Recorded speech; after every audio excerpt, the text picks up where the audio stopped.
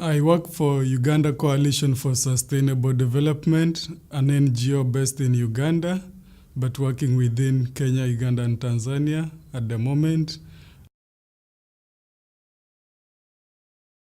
The challenge we face in terms of injustices towards forest conservation in Uganda is because of the demand for forest products. Uganda Wildlife Authority manages the national parks on behalf of government, while the central forest reserves are managed by the National Forestry Authority. And in that, by creating those two forest reserves, the national parks and the forest reserves, it meant that the communities who were once accessing those forest reserves in terms of the livelihood options like firewood, medicine, spiritual values, ended up being denied access to those forest reserves, and they felt that they could not use the land for agriculture or anything else. So it brought conflict within the communities with the management regimes at that time. And this has continued because of the continuous demand for these forest products. And the communities there feel they have been made destitute on the environment they once owned and believed to be their cultural lands, burial sites, and where they could get medicinal value. All this has been eroded because of the management that took over the forest management in Uganda. That is what I can say. Some of the injustices stem from political decisions that are made by our political leaders, where there is a driver for economic survival for some of them. They are paid by the private companies so that they can chase away the communities from the ecosystem and use the same ecosystem to give it to private sector. For example, we had a case in Uganda where the private sector was to be given, out of the 29,000 hectares of a forest, was to be given about 9,000 hectares of the forest to use it for sugarcane growing. And the communities had to rise against the giveaway of Mavira forest to the extent that some people had to lose life in order for the government to stop the decision.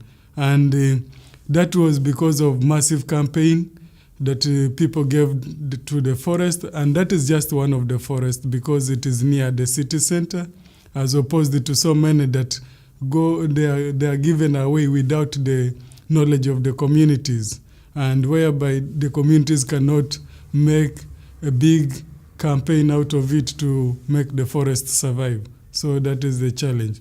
But then we have also the challenge of population pressure within the community, especially in areas adjacent to the forest ecosystems. So you'll find the community will end up multiplying in numbers, and they need more land for economic survival.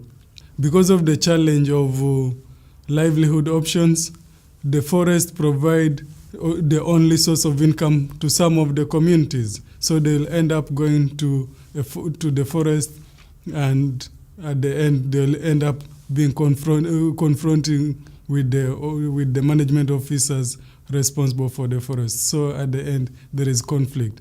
So unless the question of the man with an axe is addressed, you will find that there will be continuous challenges in terms of conservation. Livelihood options should come first, then the forest will remain standing. But if we continuously see that conservation is a primary and human beings are secondary, then we'll be having the same continuous challenge. For us to attain a just future, it will mean that all the laws, they respect human beings in the given ecosystems by giving them their rights to use the resources in the forest or having access rights to resources.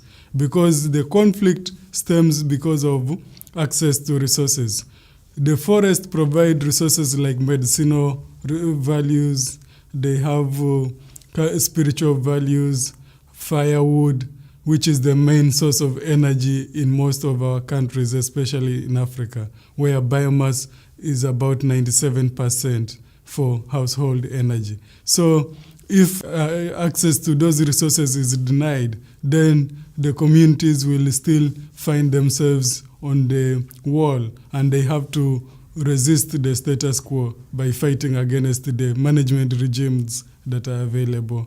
And that is, if all that is changed, then the communities will see the value of staying in harmony with the forest, because they know there is biodiversity, they can go for hunting, but they don't do that because they respect the management regimes. So those are the things that we want to see in the future.